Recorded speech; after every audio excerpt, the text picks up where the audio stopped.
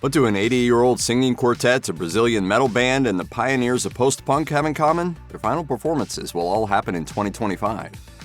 When the Britain-born Ian MacDonald and Mick Jones teamed up with American singer Lou Gramm in 1976, Foreigner was born. Within a year, they were one of the biggest bands on earth. Their debut album moved 5 million copies, and the riffy arena rock classics like Cold as Ice and Feels Like the First Time shot them to superstardom. In the 80s, the rockers toned it down with ballads like Waiting for a Girl Like You and I Want to Know What Love Is. These heady days came to an end after Gramm left for a solo career in 1990. As of 2022, Foreigner was still active, but rarely with its original members. Jones would play with them on occasion if his health permitted, and Gramm has come and gone repeatedly since he first left the group. What remains of Foreigner is a group of musicians who joined well after the band's heyday. They are scheduled to go out for one last tour in 2025, and the original members will only join them on certain shows.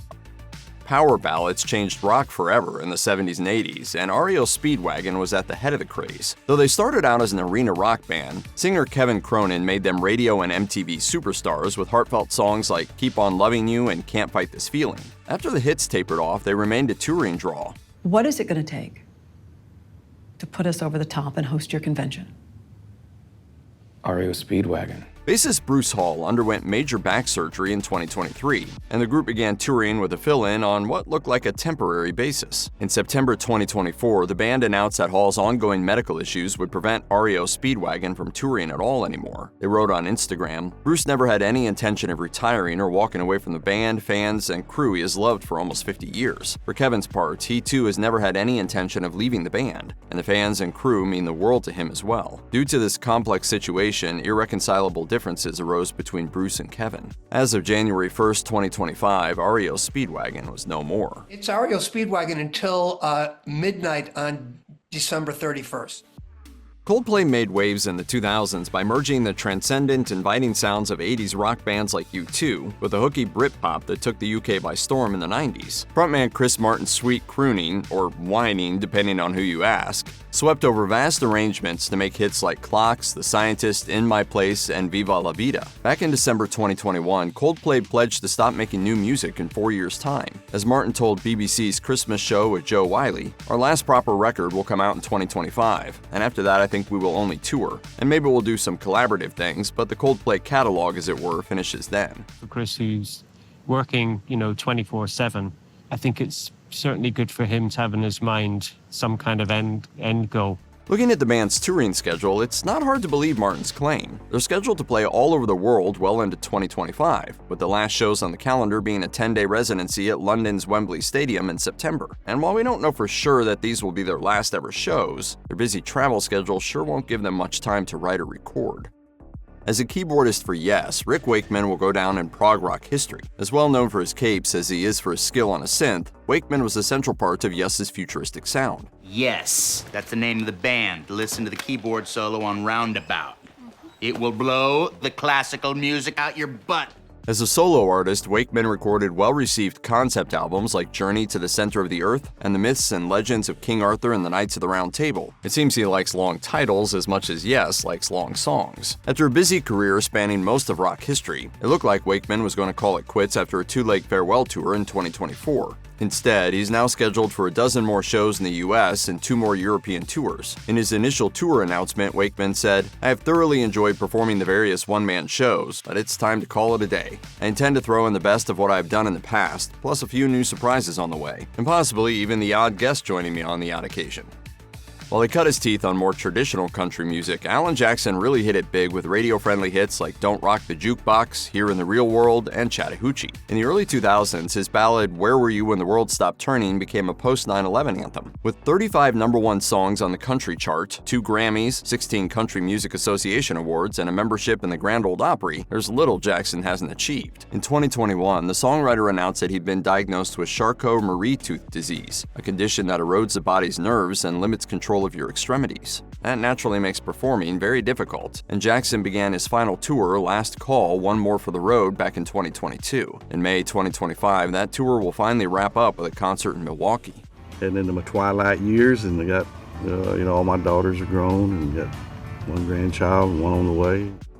As punk's sloppy and confrontational style got stale, post-punk stepped in with a similar attitude and a tighter sound. The new genre was spearheaded by several British bands, including Gang of Four. Throughout the early 80s, the rigid quartet gained mainstream success with songs like Is It Love and I Love a Man in Uniform. After nearly 50 years, the band is set to say farewell once they complete their The Long Goodbye tour in 2025. In a 2024 statement announcing their split, the band wrote, "It's been wonderful, but all things must end. We want to go out with a bang and celebrate with our fans and friends." In celebration of its 45th anniversary, Gang of Four will perform their album Entertainment in full at every gig. After that, their post-punk legacy will pass on to the many younger gangs of artists they surely inspired.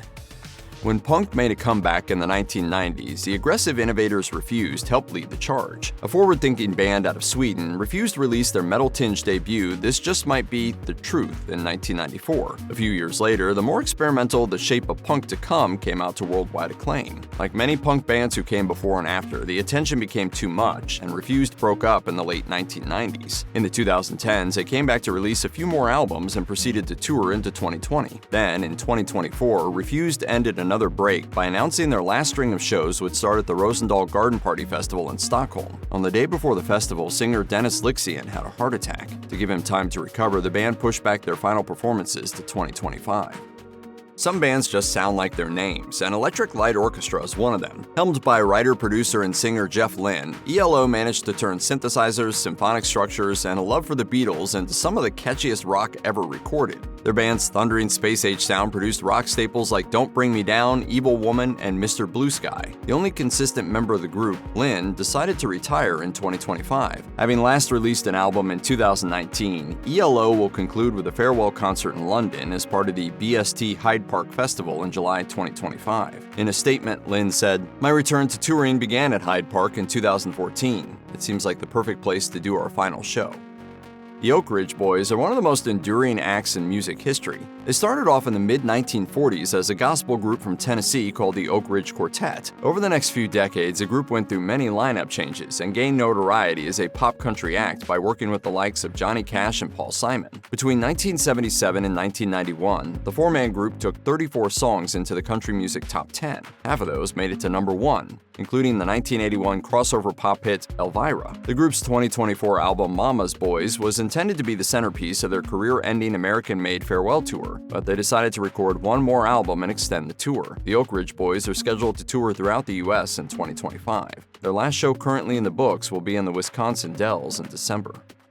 Sum 41 was born in the mid-1990s when a group of Ontario teenagers started a NoFX cover band. They soon started writing their own songs and signed with Island Records just in time for pop punk to take the world by storm. In the early 2000s, the group scored a string of alternative rock hits like Fat Lip, Still Waiting, and We're All to Blame. In May 2023, Sum 41 announced their final album and tour were on the way. It took a few years, but the band's Tour of the Setting Sun shows happened all across the world, and their double album Heaven and Hell came out in March 2024. Following dates in Asia, Europe, and North America, Sum 41's last show was in Toronto on January 30th, 2025.